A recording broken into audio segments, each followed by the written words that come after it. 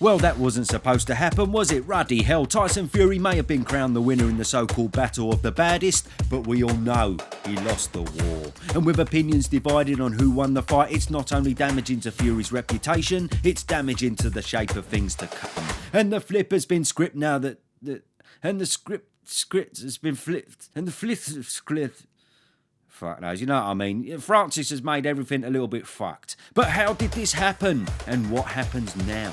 Strap in. So it weren't a bad night in the end, to be fair. Eminem was knocking about, the undercard weren't too shabby, and the main event turned out to be double interesting. I don't quite know whose idea it was to put the Eurovision Song Contest in the bloody middle of it though. God, it did an half drag as well, didn't it? Do you know what I mean? I knew it was starting the Riyadh season. I didn't know it was meant to last till the fucking end of it. Blimey. Anyway. But yes, the boxing debut of Ngannou was tipped by the whole world to be a bit of a disaster. He was supposed to look out of his depth, to be handled in the same vein that Floyd handled McGregor, and more than likely knocked out inside the distance, paving the way for the real deal, the big one, the fight we all really want to see. Yes, the Undisputed, which was a done deal, fully contracted and legally binding for the 23rd of December according to Fury.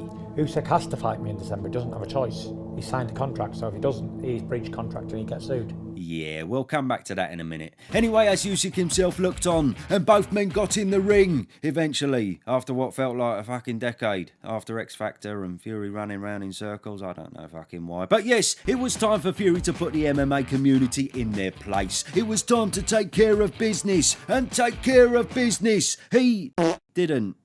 Yeah, well, he won the fight, but me and every other boxing fan who predicted a very bad night for Ngannou were left with egg on our faces, and Conor Benn was nowhere to be seen. We couldn't believe our eyes and we hold our hands up. Nothing but props can be given to Ngannou, but what went wrong for old Lukey Fury? Here's a proper breakdown. Well, the short version is he began very Fury-esque round one, but Ngannou was patient and poised. Fury was landing a few, but they never fazed Francis, and he stayed on the front foot, always coming forward.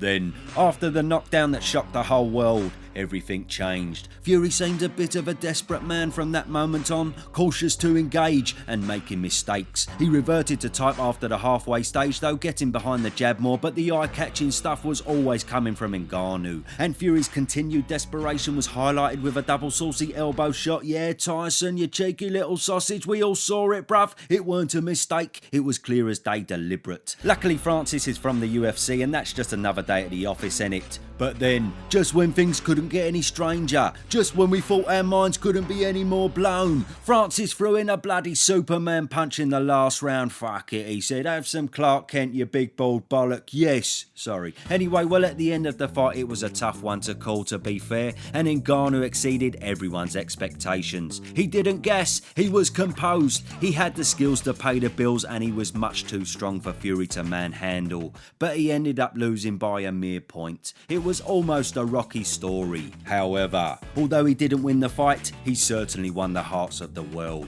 So fair play, but what do some of the experts think? Well, let's have a look. Well, you've got old Carl Froch saying that Ngannou won by a couple of rounds, the same for Spencer Oliver. Frampton, Yard, Edwards, Catchwell and Pete, Groves thought Ngannou done enough, and of course Eddie Hearn thought Ngannou won the fight. But there's many more. On the flip side though, the likes of Teddy Atlas, Porter, Malik Nagy, Lewis and others think that a Fury win was the correct decision. Most significantly on this list though is Fury's next foe, Usyk himself. All in all, it was simply too close to be labelled a robbery, but my little poll of over 9,000 people tells a different story to the result as well, it does have to be said. Interesting stuff. Now, I've watched the fight 3 times, and the 2 times I scored it, I gave it 95-94 to Ngannou. But yes, it was ruddy close, and I simply couldn't complain about someone giving it to Fury. It's a tough fight to score. Now then, the CompuBox data says that Fury landed more total punches, 12 more overall. He landed 17 more jabs, but Ngannou landed 5 more power punches. And yes, if these stats are 100% correct, it looks like Fury did in fact win. However, there are a lot of iffy decisions in boxing, so there are debates to be had about the way fights are scored.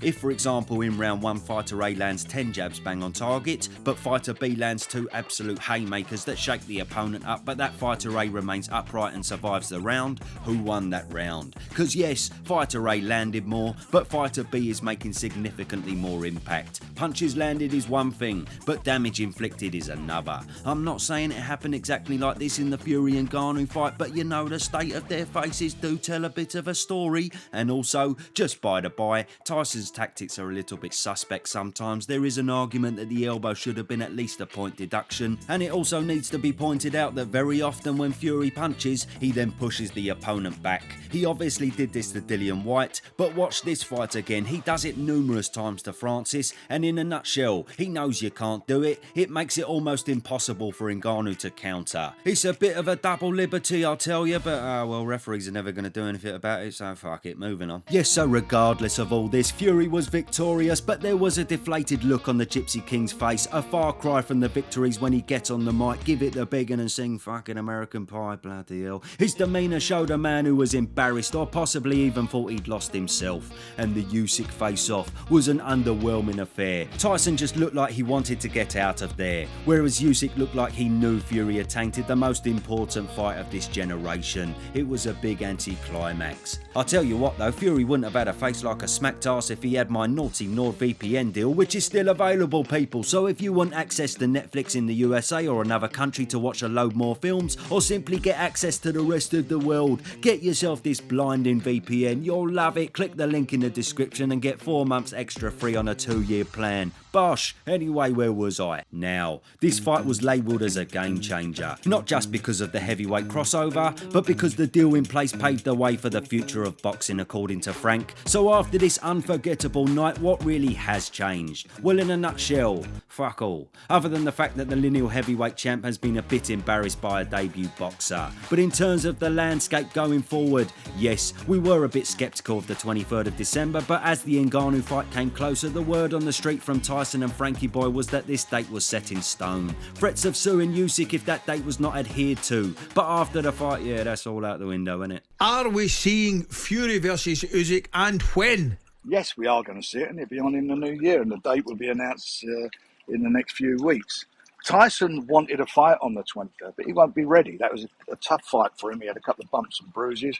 He's been in camp for 12 weeks, and he can't be expected to go straight into a camp having been in that type of fight. Yeah, so Tyson doesn't want to go on the 23rd now, but Usyk all of a sudden does. It's still a bit messy, innit? However, recent news suggests that February is now tipped to be the front runner, and we have to ask ourselves the big question: what lies in store for the undisputed? Well, you've got to say that Fury clearly weren't at his best against Ngannou, but does he only have himself to blame? Having to lose all that weight once again in a short space of time, is that a toll on the body that he can't manage like he used to? Or is he simply fading? Well, maybe, but I reckon like the majority of people, the biggest issue is facing a washed up Chisora for an easy payday and not facing top level opponents. It's come back to haunt him, as well as concentrating on the old Netflix, and all this constant building his profile and brand probably diverted his concentration away from training 100%. And you don't need to be Einstein to work that out, because he turned up for the first presser looking like fucking Homer Simpson.